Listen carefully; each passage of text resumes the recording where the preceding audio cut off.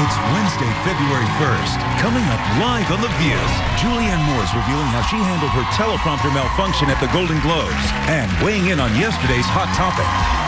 Whether she is starring in a huge blockbuster, a small independent film, or dramas or comedies, Julianne Moore gives standout performances that ignite the screen. And it doesn't hurt that she's so gorgeous either. So please welcome back, we love to have her with us, Julianne Moore. Yeah!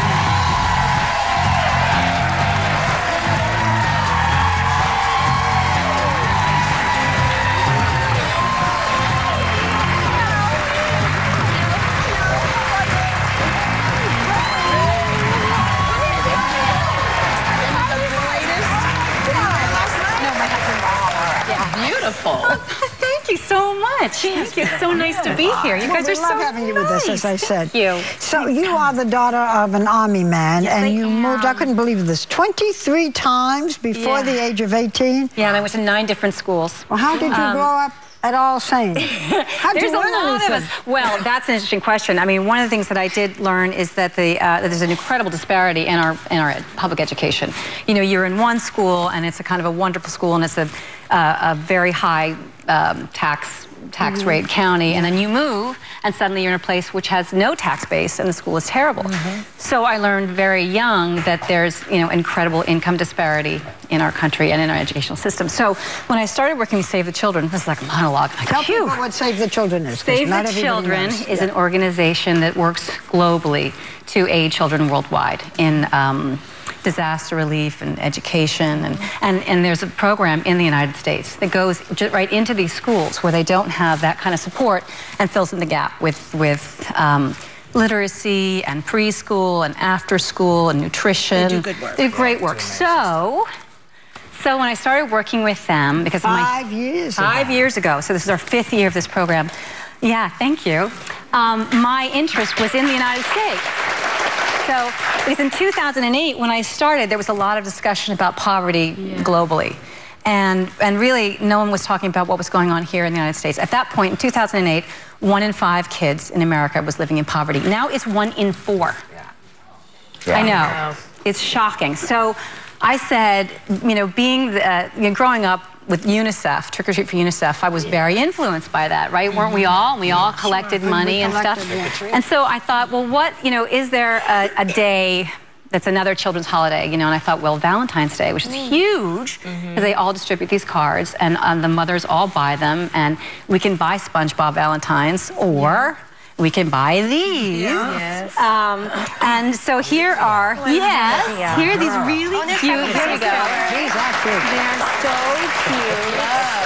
I enlisted some friends of mine, some children's book authors and illustrators. So this is, we have, that's Mo Willems, you know, Don't Let the Pigeon Drive the Bus. That's Olivia, Ian Falconer. Where do you get these? SaveTheChildren.org. You can buy them. You buy for $25, you get a box of 30. This is so great. I will buy these for sure. Thank you. Please do. Or you can put them in envelopes. They come with envelopes. Oh, look. Olivia. Yeah, there's Olivia. There's Kevin Hankus, Lily, the purple plastic purse, Chrysanthemum. And that's Brian Selznick. He wrote Hugo.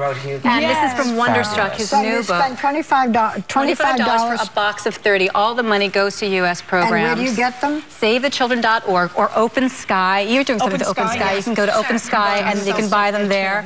And also tweet that today. Please tweet it. And Zynga, they're actually partnering with us too. If anybody plays Farmville, anybody here play Farmville? They're going to have crops like Valentine's Day crops where all the money goes to the U.S. programs as well. So I push this everywhere I go, and it's a little bit, you feel like with childhood poverty, it's like spitting in the wind. We're not getting anywhere. And this is just getting worse. Yeah, it's getting worse. And this is a way too for mothers to talk to their children about what's going on in the United States and things that are not fair. Kids have an innate sense of fairness. They do. And when they hear that, they say, well, you know, what can I do? How can I help? And this is a great way for them to do that. I mean, I could easily see like all of our kids doing and sharing this. And I mean, yours, are they 9 and 13? Can it be? My kids are 9. 14. 14. He's 14 and he's 5'9" and he plays basketball. Oh, wait a minute. Tara wants to go walking with you with a baby carriage? That was with the 9-year-old. That was 9 years in April. Yeah. Okay, so time turtle she used to walk around Manhattan with the baby carriage. Yeah, I was with him one day with the... No more. No, the teenage years that... Maybe you'll have another one. Oh, yeah. Take the bad birth control pills, and you too can have a baby. What'll happen? Morning. But teenage years, it had to be a big jump, right? It's pretty great. It's actually pretty great. I'm really enjoying it. I didn't think that adolescence would be... It's exciting, and it's interesting, and they really turn into these wonderful people, so it's been you fun. were giving away, presented an award at the Golden Globes with Rob Lowe, and the prompter went down. There was nothing on the teleprompter. You did a good job with that. How did you handle that? Because some people would panic at that. You know what? I thought, I know I just read it backstage.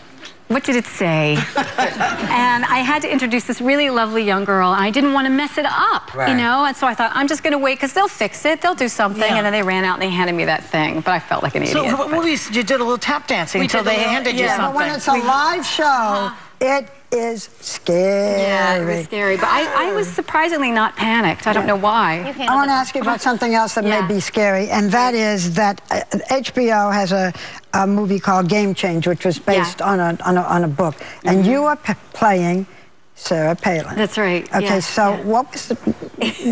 how'd you do it? She looks just like her. Here we go.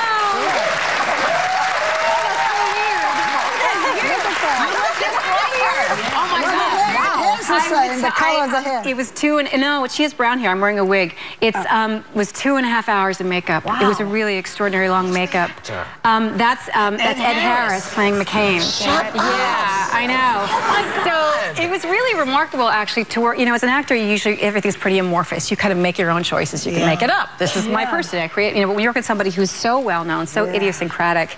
And very, very present, I think, in our media almost daily. You have this responsible to be very, very accurate. So I spent a lot of time looking at tapes and listening to her voice. And, everything. Yeah, and watching her mannerisms. And it was really hard. March 10th. Well, we will look forward to it. I can't wait. Oh, good. You know, that's a wonderful thing that you're doing with these Valentines, and we are always happy to have you on with us. You're a terrific lady. Valentines, please. Thank you so much. There we go. We thank our thanks to Julianne Moore, and we will be right back with Kelly Pickler.